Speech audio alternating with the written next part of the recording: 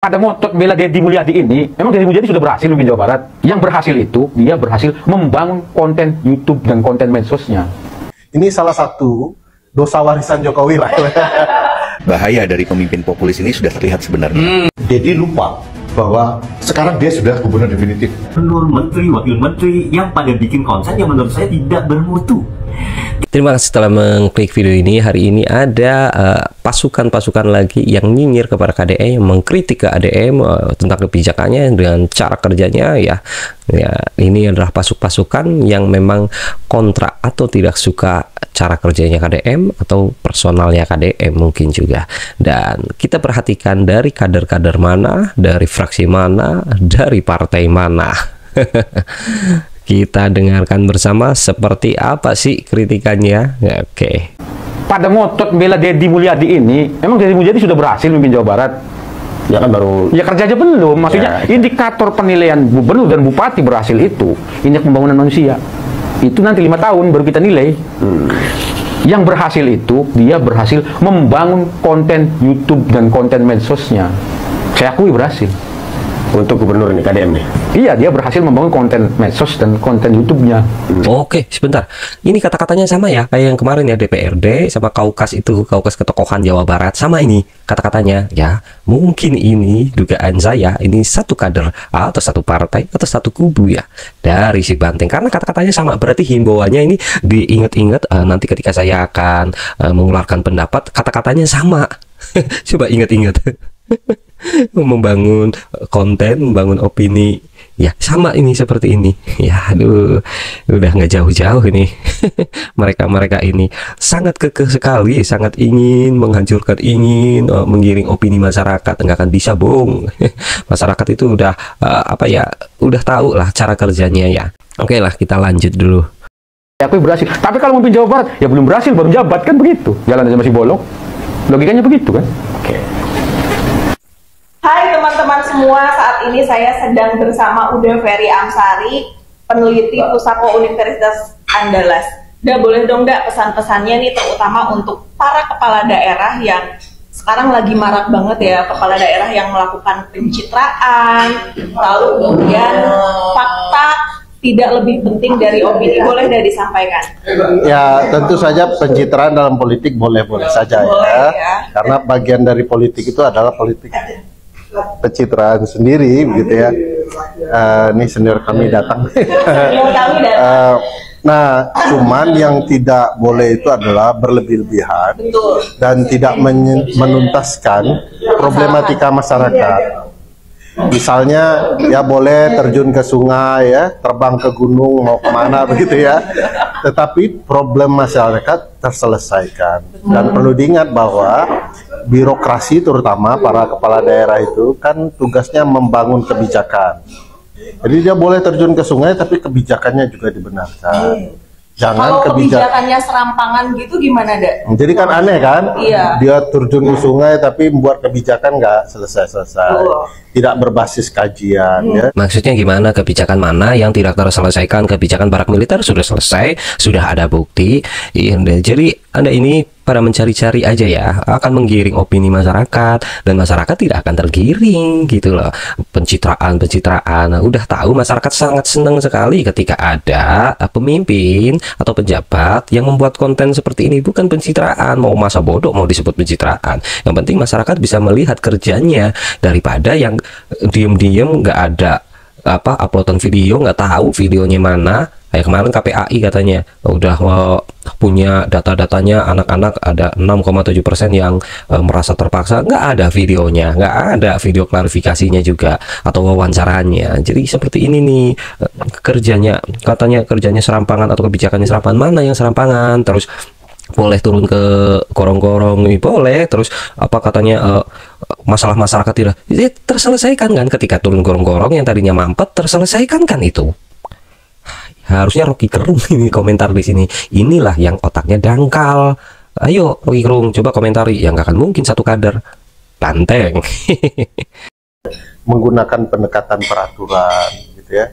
Ya hanya sekedar gimmick-gimmick saja tanpa menyelesaikan permasalahan. Kalau satu sungai terjun, satu sungai dipermasalahkan, mungkin ya oke saja, tapi kan tidak menyelesaikan permasalahan di puluhan sungai yang ada di wilayahnya. Nah, bagaimana kemudian seluruh permasalahan sungai itu bisa terselesaikan melalui kebijakannya? Kita juga senang kepala daerah ribut dengan preman ala pasar ya, tapi bagaimana dengan kebijakannya yang benar soal anti preman, yang memastikan tidak ada lagi upaya untuk memeras warga masyarakat, kan dengan kebijakan ya. Iya, betul. Nah, sejauh ini saya masih melihat ada kecenderungan berbagai kepala daerah ingin menunjukkan eksistensinya saja tanpa berupaya membenahi kebijakan bernegara. Padahal itu salah besar menurut saya. Suatu waktu warga negara akan sadar juga. Ini salah satu dosa warisan Jokowi lah. Karena terlalu straight to the point banget iya, udah. iya, karena pencitraan itu mau dijadikan alat untuk membuat orang suka ya. Preferensi orang mau dibangun dari sekedar video pendek, bukan apa background di belakang itu yang Bentar, kenapa Anda ini berkomentar saat KDM sudah menjadi gubernur? KDM ini ngonten dari dulu sebelum menjadi gubernur. Kenapa Anda ini baru turun sekarang? Siapa yang nyuruh? Aku. Apa takut diseruduk? Oh. Orang ngonten dari dulu kok disebut pencitraan sekarang. Dari dulu membangun membangun jalan, membangun apa pakai uangnya sendiri. Apakah itu sebuah pencitraan? Itu sebuah pengorbanan dangkal. Bisa menyelesaikan masalah yang ada, dan solusinya seperti apa dengan kebijakan-kebijakannya. Sampai hari ini kita nggak lihat ya. Masyarakat trauma nggak sih dengan kondisi kepala daerah yang seperti ini? Lalu juga tadi kalau udah menyinggung soal warisan, kok ujung-ujungnya juga pada akhirnya mengakal-akali konstitusi, ya nggak sih? Kemudian melanggengkan politik dinasti. Karena di beberapa kepala daerah tuh hari ini banyak juga anak-anaknya yang sudah jadi DPRD, udah mulai dirintis lah kayak gitu. Ya, kalau masyarakat kesal dengan kepala daerah atau pimpinan yang pencitraan, iya. Tapi apakah masyarakat dengan mudah membaca langkah-langkah politik berbagai politisi yang menggunakan pencitraan? Belum tentu juga. Banyak buktinya ya. Kita ambil contoh Donald Trump ya. Dulu diketahui itu pencitraannya anak-anak muda, kemudian membongkar soal Cambridge Analytica ya dengan strategi politik. Tapi setelah beliau maju lagi, menang lagi gitu ya. Nah, jadi orang cepat mudah lupa dengan langkah-langkah politik, dan harus dipahami bahwa langkah politik itu direkayasa. Betul. Sehingga orang lupa substansi persoalan yang ada ketika para politisi melangkah ke jenjang berikutnya. Apalagi sekarang alat propaganda itu bisa melalui media sosial yang cukup masif, luar biasa ya. Bisa sangat banyak. Kita tanpa sadar kita digiring opini kita ya, back mind kita itu direkayasa agar memaklumi saja kesalahan-kesalahan yang terjadi. Nah, sekarang masyarakat dicoba digiring oleh Anda ini, dari kader-kader Anda ini ya, digiring. Nah, Anda ini membuat video untuk apa? Untuk menggiring opini masyarakat. Wow. Padahal ini fungsinya media-media seperti ini mencoba membangun pendidikan kepada warga ke substansi masalah. Anda boleh pencitraan, tetapi bagaimana kebijakan Anda itu kan penting. Nah, sampai sekarang misalnya beberapa kepala daerah yang terjun ke sungai, kan perlu didata seberapa banyak sungai yang sudah ditertibkan dengan putusan kebijakannya. Bagaimana birokrasi bekerja, kan birokrat itu punya bawahan-bawahannya bekerja ke poin-poin penting ya. Misalnya kepala daerah punya organisasi yang bisa membersihkan sungai ya. Itu bagaimana mereka bekerja dan seberapa banyak sungai itu telah mereka bersihkan. Nah, sampai hari ini kan nggak ada data ya. Yang ada adalah turun marah-marah, lalu di video ya. Nah, bagaimana angka-angka itu bisa diwujudkan dengan benar, dan politisi tidak hanya sekedar mengejar preferensi, tapi betul-betul kebahagiaan rakyat, kesejahteraan rakyat yang betul-betul dikejar. Nah, sekarang ini baru video satu aja turun ke gorong-gorong, sudah Anda komentari, sudah Anda kritik, dan dianggap pencitraan. Nanti kalau ada satu video lagi turun gorong-gorong, apa jadinya? Anda semakin terbakar lagi, akan mencari-cari celah lagi. Pada intinya, kalau memang sudah tidak suka, dan memang dari pimpinannya Anda ini memang menyuruh untuk menumbangkan KDM, ya masyarakat sudah tahu, masyarakat sudah sangat paham. Kalian semua yang akan mencoba menumbangkan, tidak akan, masyarakat tidak akan mendengarkan secara rinci perkataan Anda dan tidak akan terbawa nih. Saya yakin bukan hanya masyarakat Jabar yang memang pengikut KDM, yang mencintai KDM, mencintai pemimpin sosok KDM. Seluruh Indonesia ini mau dibilang mirip Jokowi, mau masa bodoh, terserah kalian. Itu kan hanya opini kalian, pendapat kalian. Dan sekarang kalian ini bikin video menunjukkan untuk apa? Menggiring opini masyarakat. Cuy. Terakhir pesan nih untuk anak-anak muda nih, biar mereka tidak pesimis, tetap optimis menghadapi kondisi Indonesia yang semakin kesini semakin tidak baik-baik saja dan penuh ketidakpastian. Yang membuat Indonesia tidak baik ya model-model Anda seperti ini, pasukan-pasukannya seperti ini, Anda pasukan-pasukan kader-kader yang seperti ini, kader dari Banteng nih khususnya, yang sudah sangat jelas berusaha keras untuk menyerang KDM ya. Ini yang membuat gaduh, membuat resah masyarakat. Nah, ini yang membuat Indonesia menjadi tidak baik-baik saja. Aduh, ini netizen gimana sih ya? Harus gimana ini nih? Ya. Teman-teman muda kita tuh luar biasa loh. Kalau mereka sudah mengetahui ada problematika, mereka dizalimi dalam ruang politik, mereka itu keluar dan menunjukkan sikap mereka. Ingat kan pilkada, di undang-undang pilkada yang hendak diubah usia untuk anak seseorang begitu ya, mereka keluar dan menyampaikan itu. Ingat undang-undang TNI juga mereka ini harus ingat. Jangan lupa undang-undang TNI itu ada kaitannya loh dengan kepala daerah yang sering terjun ke sungai. Iya, benar. Karena ada MOU antara kepala daerah X dengan TNI, sehingga tiba-tiba muncul gagasan anak-anak yang nakal harus dididik di institusi X gitu ya. Nah, itu karena ada MOU politiknya, jangan lupa itu. Nah, tapi saya percaya anak-anak muda akan melakukan sesuatu dan memang mereka akan mencoba mencerna, dan begitu mereka paham, itu akan menjadi kritik yang luar biasa baik ya.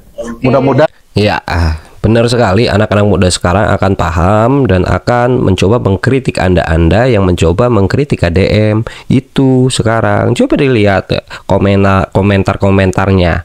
Seberapa banyak orang-orang yang setuju, anak-anak muda, seberapa banyak orang yang mengkritik. Aku sudah mengecek ke sana ya, kalian akun-akun kalian ini, saya sudah mengecek berapa persen orang yang mendukung statement Anda dan berapa persen orang yang malah mencaci maki dan membuli Anda. Aduh. Dengan ikut channel ini juga. Ini menjadi salah satu sarana untuk political education to the public. Ya, especially for the youth ya. Makasih udah. Gue tanya dong sama orang dekatnya KDM yang memang hampir setiap hari berdiskusi dengan KDM. Gue nanya. Nih, si Tempo mulai muncul lagi, si Tempo mulai kita dengarkan ini. Nah, apakah KDM ini punya intensi untuk ke 2029? Kang, ada salam dari orang-orang di luar Jawa yang senang dengan konten-konten Akang. Artinya kan Akang populer di sana. Ya alhamdulillah. Tapi kan itu jadi modal politik Akang untuk naik panggung ke nasional. Enggak lah gitunya. Sekarang sih bilang enggak. Masih malu-malu kayak gitu dulu juga Jokowi kan kayak gitu kan. Tapi juga di internal Gerindra, KDM ini masih dianggap sebagai bukan sebagai ancaman Prabowo gitu. Kang cocok loh. Jawa, Sunda, Prabowo, Deddy Mulyadi, dia hanya tertawa aja. Ya mau lah, intinya kira-kira kayak gitulah, menolak lah. Ya tapi kan nggak tahu ya, nasib orang nggak tahu. Gibran dong nanti. Oh iya. Waduh. Populis dan populer. Nah, tapi kita harus lihat bahwa pemimpin yang populis itu biasanya cenderung mengambil keputusan dengan cepat dan dia tidak melihat akar masalahnya apa? Bahaya dari pemimpin populis ini sudah terlihat sebenarnya. Itu dia kan? poin utamanya ya. Yaitu tidak dalam jangka panjang. Ya, oke. Gitu. Dan kita sudah pernah mengalaminya. Oke. Ya nih, Ya Jokowi, Wan. karena dia sebagai gubernur konten, makanya kan dan subscribernya kan banyak juga ya. Iya. Ya, tentunya lebih banyak dia daripada bocor halus ya. Jangan gitu dong. Tuh, Akang dapat berapa dari AdSense itu? Dia bilang, ada lah, yang penting buat bagi-bagi. Terus kalau sehari ngantongin berapa untuk bagi-bagi? Di YouTube ya, Ya. terutama ya. Itu viewersnya banyak. Betul. Gitu. Minimal tuh 500.000. Betul. Dan ada yang kontennya baru beberapa hari tuh 1 juta gitu ya. Berarti dia memang serius membangun konten itu dan punya tim dong harusnya. Punya tim. Kalian melihat ya waktu itu ya. YouTube-nya ini dia bangun tahun 2019. Cuman memang semakin intens dan diseriusi gitu oleh Deddy Mulyadi itu di 2020 ketika Covid ya saat itu. Dan sekarang ada 2 tim Gi untuk videografer. Betul.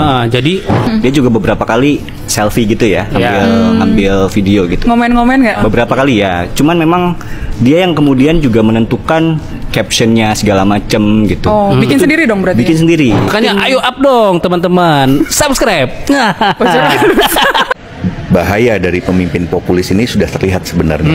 Itu Ya dia kan? poin utamanya ya. Yaitu tidak dalam jangka panjang. Ya, Gitu. Dan kita sudah pernah mengalaminya. Oke. Ya nih.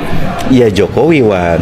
Oke. Kita sudah lihat Jokowi waktu dia mau maju sebagai Pilgub Jakarta ya, dalam maju dalam Pilgub Jakarta. Naik SMK. Ya. kan? Terus habis itu setelah itu kan kita melihat dia masuk ke gorong-gorong. Ya. Gitu.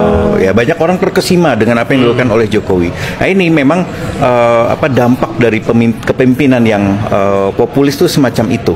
Gitu. Dan rasanya sudah cukup ya kita punya pemimpin yang semacam itu. Tapi kita harus melihat pemimpin yang lebih bisa menyelesaikan persoalan dalam jangka panjang. Dan Deddy Mulyadi dia sebaiknya juga menempuh cara semacam itu, yaitu melihat data, membaca data seperti apa, terus kemudian juga mencari solusi jangka panjang, bukan hanya solusi-solusi yang temporer. Deddy lupa bahwa sekarang dia sudah gubernur definitif. Sering sekali dalam kasus-kasus itu Deddy ikut campur, terlalu jauh bahkan menegur Bupati Indramayu, Luki Hakim. Saya jadi bingung. Seharusnya tidak harus seperti itu. Contoh lain, wali kota Depok yang mudik dengan mobil dinas. Kasus juga kompensasi supir-supir angkot di Bogor. Jadi begitu bereaksi langsung cepat. Kalau saya jadi Deddy, cukup diberikan atensi kepada wali kota Bogor untuk menangani dengan baik. Sama juga dengan kasus Kades di Kabupaten Bogor yang minta THR. Itu juga langsung disikapi dengan emosional. Karena pada intinya yang punya rakyat itu bukan gubernur, yang punya rakyat langsung, yang bersentuhan dengan rakyat itu adalah bupati dan wali kota. Kadang-kadang kalau kemenangannya itu diintervensi, ini juga akan menimbulkan potensi konflik. Saya mau curhat tentang banyaknya sekali pejabat-pejabat tinggi ya seperti gubernur, menteri, wakil menteri yang pada bikin konten yang menurut saya tidak bermutu. Tidak bermutu tapi trafficnya tinggi. Rocky Gerung bilang itu dangkal. Bikin konten dan pencitraan itu boleh-boleh saja, tapi harus sesuai dengan job desk-nya. Gubernur ngambil sampah dibikinin konten itu bukan solusi. Tapi Nah, ini saya gemes pengen ngomentari ini nih. Konten yang bermutu itu yang seperti apa? Apakah kita mencontohkan yang tidak benar? Apakah dengan masuk ke gorong-gorong itu adalah konten yang mencontohkan kelakuan yang tidak benar, mencontohkan pekerjaan yang tidak benar? Gimana maksudnya yang dangkal itu siapa? Sekarang ini siapa lagi ini?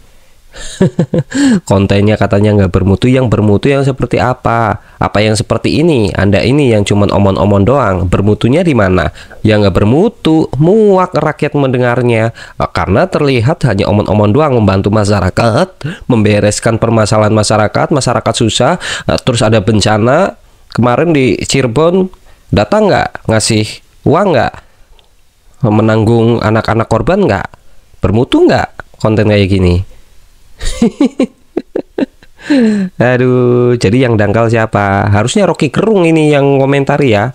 Rocky Gerung nih Aduh, lanjut. Tarik perhatian, yaitu pencitraan, mungkin mau jadi presiden. Nah, salah satu konsep salah yang bisa bikin penyesatan dan kekacauan pada bangsa ini, saya mau berikan contoh. Ini contoh di bidang kesehatan.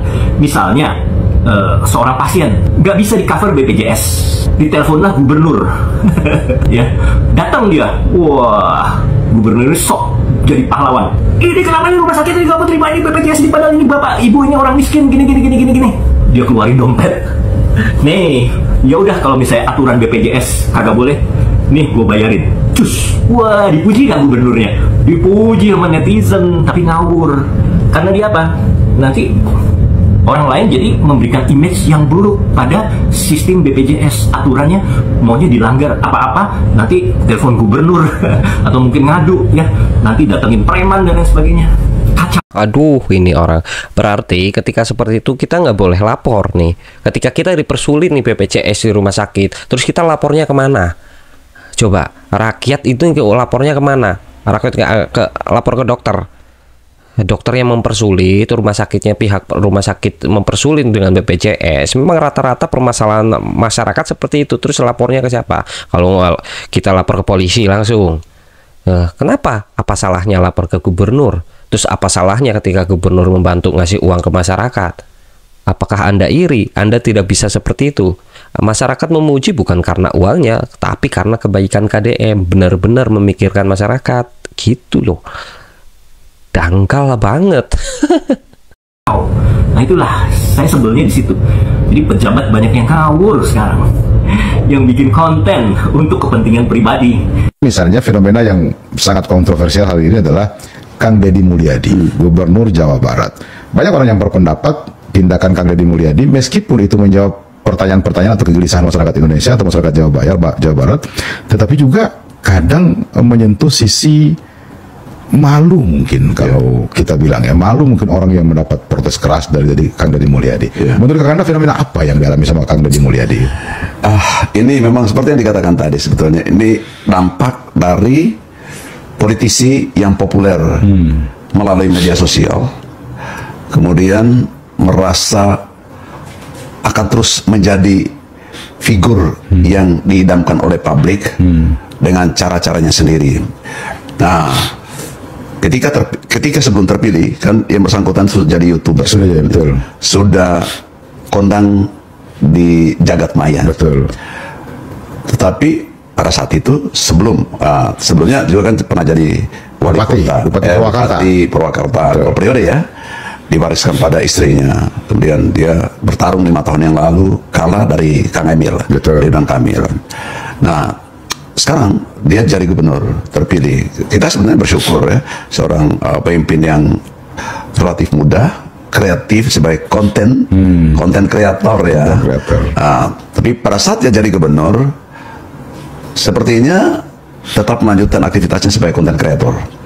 Pasti dia punya awak medsos, awak medsos yang meliput, mengcover semua apa yang dilakukan setiap hari sebagai gubernur.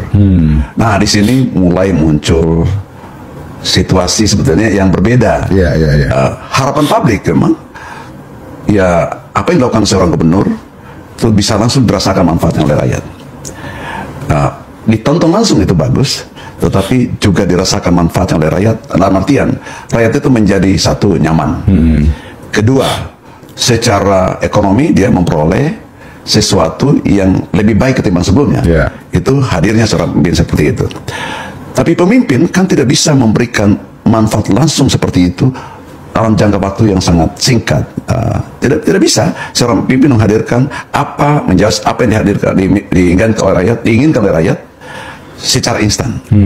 Nah, pada tingkat tertentu gubernur maunya atau kepala daerah orang-orang tertentu seperti Kang Deddy Mulyadi ini, mungkin dia merasa nih, saya bertindak seperti ini supaya ditonton oleh rakyat, supaya merasa bahwa apa yang dilakukan itu menjadikan rakyat puas, atau ya Sebentar, ini aduh, jadi jangan sok pintar ya. Ini Rocky Gerung harusnya di komentar ini, otak dangkal. Bukan untuk dipuji atau untuk dicintai oleh rakyat, tapi untuk mencontohkan kebaikan nih, saling tolong menolong, saling bahu membahu, gitu loh. Ketika melihat rakyat yang susah kita bantu, kebutuhannya apa, kesulitannya apa, dibantu. Seperti itu, untuk mencontohkan, bukan untuk mencari popularitas, mencari apa, pencitraan atau apa itu. Ya, ini Rocky Gerung harusnya dikomentari nih kayak gini nih. Itu kan pendapat Anda, pendapat masyarakat nggak seperti itu.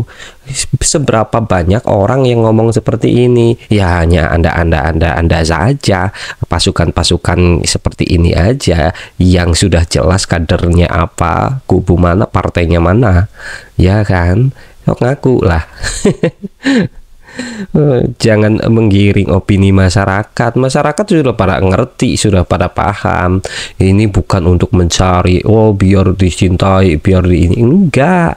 Untuk mencontohkan nih, bagi kalian yang pada punya duit, pejabat-pejabat tuh gajinya pada gede, DPR, DPRD, ada yang ngebantu seperti ini, bantulah untuk mencontohkan nih contoh-contoh yang baik. Apakah salah kita mencontohkan yang baik? Nanti ketika mencontohkan hal-hal yang tidak baik dikomentari lagi. Ketika mencontohkan yang baik masih salah lagi. Maunya apa? Digeruduk sama masa.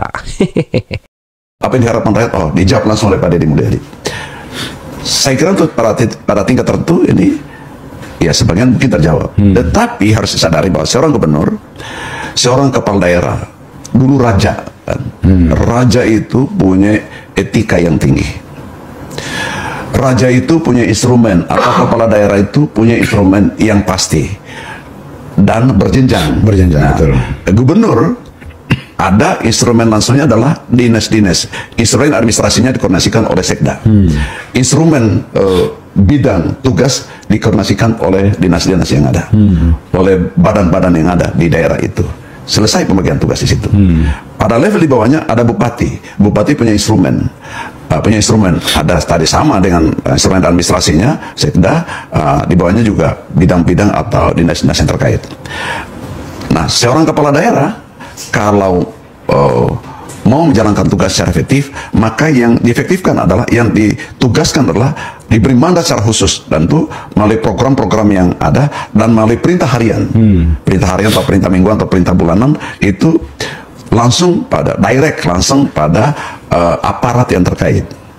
Boleh hadir di masyarakat untuk melakukan untuk melihat secara langsung, tetapi apa yang dilihat secara langsung itu menjadi masukan langsung dari rakyat untuk kemudian dibahas dan langsung mengambil kebijakan. Mungkin juga pada saat itu lebih ke belanja masalah mestinya. Iya. Jadi problem solving dilakukan boleh secara instan pada saat berkunjung ke lapangan, karena ada dia punya instrumen, dia punya modal, dia punya dana, dia punya anggaran, langsung menyelesaikan. Misalnya di sana ada rumah yang terbakar, langsung berkunjung, apa ini? Ternyata kelompok miskin, warga miskin terbakar.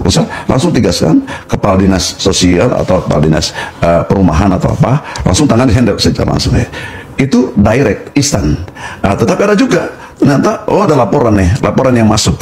Laporan yang masuk itu harus di cross check langsung. Kalau mau melakukan tindakan yang cepat, namanya quick response. Langsung quick response, langsung perintah kepala dinas, langsung lakukan cek ini. Nah, itu fungsi manajemen kepala daerah. Nah, berarti nggak tentu kalau itu tidak dilakukan, artinya dia kerja sendiri, berarti kerja sendiri, dia manfaatkan itu tidak boleh. Dan apa yang dilakukan Kang Deddy sebetulnya sudah benar, tapi ada undang-undangnya apa tidak boleh. Ketika kita mampu, saya mau membantu, ngapain kita harus repot-repot nyuruh-nyuruh orang, nyuruh bawahan kita, kalau kita memang mampu untuk mengerjakan. Ini contohnya ada sampah ya, sampah digorong-gorong, terus banyak nih para DPRD, kemarin Kang Deddy mencontohkan seperti itu, ada sampah.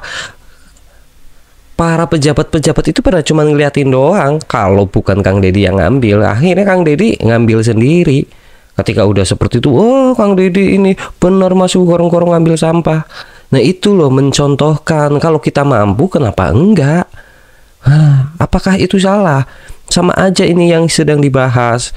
Nggak boleh ini langsung ngebantu dengan tangan sendiri, harusnya memerintahkan bawahan-bawahannya.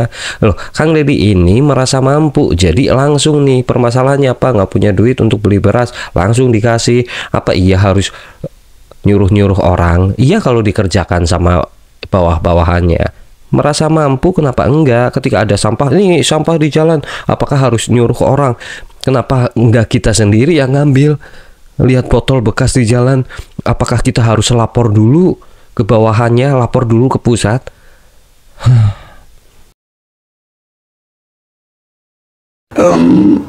Media sosialnya harus dijaga.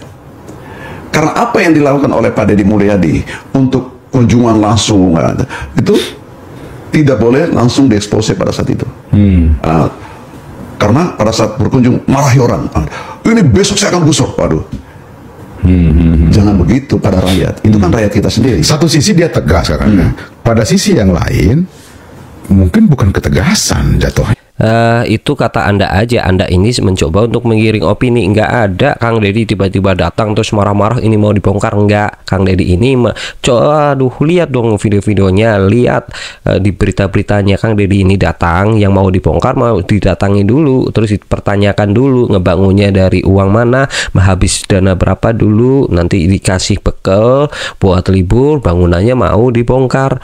Ini bahaya ini menggiring opini ke masyarakat seperti itu. Emang masyarakat nggak pernah nonton videonya Kang Deddy? Ya, mungkin Anda ini nggak pernah nonton tapi berkomentar, akhirnya kosong isinya, cuap-cuap tapi kosong, nggak ada isinya. Ya, lebih pada menunjukkan kepada publik bahwa gue yang berkuasa. Ini juga efeknya kurang benar sih, nggak sih kan? Dalam perspektif sosiologis, hubungan antara masyarakat dengan pemimpinnya lah. Iya, itu yang tadi mungkin menunjukkan bahwa dia yang berkuasa dan dia paling benar. Iya, itu tidak boleh seperti itu. Tidak boleh, betul. Aparat dan masyarakat itu tidak boleh juga langsung membenarkan tindakan yang dilakukan oleh seseorang kalau itu ternyata bertentangan dengan aturan, bertentangan dengan kepatutan. Jadi kepatutan. Jadi betul. Di pejabat publik itu atau aparat pelayanan publik, apalagi setingkat kepala daerah. Saya lagi ini dulu sama dengan raja. Itu ada dua yang menjadi acuan. Satu aturan perundangan yang berlaku. Kedua kepatutan. Kepatutan ini adalah values, nilai-nilai. Hukum positif yang berlaku di masyarakat. Dan nilai itu, ini hukum positif berlaku di masyarakat. Ini hukum positif menjadi dua-duanya bisa menjadi rujukan. Itu ketika bertindak melakukan itu. Ada dua yang lain, nanti saya jelaskan juga misalnya apa yang dia katakan itu dia harus lakukan. Iya. Itu. Jadi kalau tadi rujukan atau fondasi atau dasar aturan bertindak, dasar main bertindak adalah aturan perundangan dan kepatutan, maka ketika berjanji seseorang, pemimpin itu satu yang dipegang dua hal yang terkait, mulutnya, apa yang diucapkan, dan tindakannya, tanda tangannya. Iya. Itu harus menyatu. Betul. Gitu kira-kira. Nah sekarang masyarakat itu kan Pak Deddy Mulyadi jauh di atas sana. Di bawahnya ada bupati dan wali kota. Iya. Ini saringan pertama ketika harus bertindak. Boleh langsung, tidak ada yang melarang. Tidak ada yang melarang. Tetapi ketika langsung ke sana itu harus memperhatikan koridor aturan yang berlaku. Iya, karena pada saat yang sama mengabaikan pemerintahan yang ada di tingkat kabupaten kota kan. Iya. Juga sekaligus mempermalukan mereka. Betul. Mempermalukan bupati, wali kota, apalagi pada kasus ini. Saya mohon maaf ini kalau kita jadikan contoh aja. Iya. Marahi kepala bidang lalu lintas dinas perhubungan Kabupaten Bogor. Itu kan makanya sampai nangis kan dia. Malu kan orang kalau mulai di depan publik. Sekarang ini kita berdua seperti ini. Betul. Tapi ketika saya marahi kita di sini, Linda Ilham saya marahi ini, kemudian disiarkan, itu kan betul. Tidak etis. Mungkin saya diterima kan, tapi istri anak saya? Iya, ada istri, anak, keluarga besar, itu kan kalau pada tingkat tertentu ini dipermalukan nih. Jangan begitu. Artinya Kang Deddy juga harus memahami bahwa orang itu meskipun bawahan Kang Deddy Mulyadi, orang itu adalah. Nah, gini loh, jadi biar Anda ini tidak menyebut pencitraan, ya seperti ini. Ketika marah ya marah, ketika baik ya baik. Kalau Anda paham, kalau hanya untuk konten, nggak akan ada marah-marahan seperti ini. Makanya Kang Deddy mau marah mau apa ya ada di situ di kontennya. Berarti menunjukkan ini bukan konten pencitraan, bukan rekayasa atau acting belaka. Jadi apa yang ada di dalam video itu real nyata. Kok Anda mengomentari seharusnya kalau marah ya jangan di ini kok. Terus yang ditampilkan yang baik-baiknya aja. Ketika nanti yang ditampilkan yang Kang Deddy-nya baik-baik aja, senyum, ketawa, cengenges, nanti malah disangka lagi, oh ini pencitraan, masa manusia nanti disebut gini, masa manusia sesabar itu, masa seorang gubernur Kang Deddy ini sebaik itu, nggak pernah marah, tetap salah lagi. Aduh. Gimana ini netizen? Kacau. Ini yang bikin negara menjadi tidak baik-baik saja.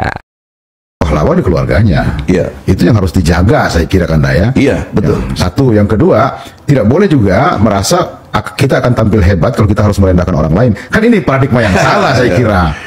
Tidak ada yang sebetulnya manusia itu tidak ada yang sempurna. Betul. Ya. Jadi Pak Deddy Mulyadi pun tidak sempurna. Betul. Maka ketika bertindak sebagai pejabat, sebagai kepala daerah, janganlah beranggapan bahwa Anda yang harus menjadi rujukan utama. Iya. Apa yang dikatakan, apa yang dilakukan itu selalu dianggap benar. Tidak boleh seperti itu. Ya ini yang terakhir ya, tidak ada manusia yang sempurna. Nah, udah tahu seperti itu, siapa yang menyebutkan Kang Deddy ini sempurna? Apakah Kang Deddy sendiri yang ngomong aku adalah orang yang sempurna, aku adalah Batman, aku adalah Superman? Enggak gitu juga kali. Kenapa masyarakat pada semuanya ke Kang Deddy? Karena yang dianggap masyarakat Kang Deddy ini yang kerjanya satset, nggak cuma nanti atau hanya mendengarkan saja. Karena tahunya masyarakat ketika ngomong ini langsung dituntaskan, langsung dibereskan. Begitu. Aduh, yang ngomong sempurna, yang menyempurnakan kan Anda sendiri yang bilang Kang Deddy sempurna. Berarti secara tidak langsung Anda yang memuji Kang Deddy Mulyadi sempurna. Iya nggak sih? Coba komen di kolom komentar ya. Kalian semuanya gimana nih tanggapannya? Orang statementnya ini ngaco gitu loh, dangkal. Yang disebut Rocky Gerung ini, kata-kata Rocky Gerung sangat tepat sekali. Berarti nanti harusnya tepatnya ke orang-orang seperti ini gitu loh, bukan ke KDM. Yang menyempurnakan KDM ini ya Anda kan, yang merajakan KDM ya Anda kan. Rakyat nih seperti biasa aja, nggak ngomong sempurna nggak gitu kok. Udahlah, cukup sekian ya. Aduh, ini panjang nih durasinya. Maaf jika ada kata-kata yang salah atau kurang berkenan. Saya minta maaf sebesar-besarnya. Terima kasih yang sudah menyempatkan waktunya untuk menonton video ini. Semoga kalian sehat selalu, panjang umur, dilimpahkan rezekinya. Jaga diri kalian agar tetap waras. Oke, sampai jumpa. Bye.